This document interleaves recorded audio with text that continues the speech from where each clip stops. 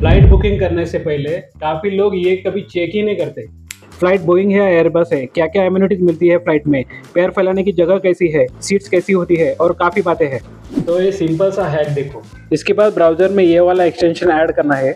इसके बाद आप जब भी फ्लाइट सर्च करोगे तो आपको रिजल्ट वैसा ही मिलेगा। ये चीज़ आपको अलग से दिखाई देगी, जहां आपको पता चलेगा कि आपकी फ्लाइट बोइंग है या एयरबस, लेग रूम कितना है एक सीट से दूसरे सीट के बीच में। इस पर आप क्लिक करेंगे तो आपको पूरे फ्लाइट का सीट मैप दिखाई देगा, कौन सी सीट कहाँ पे है और फ्लाइट में एम्यूनिटीज़ क्या क्या है, like audio, video, charging port, internet, food.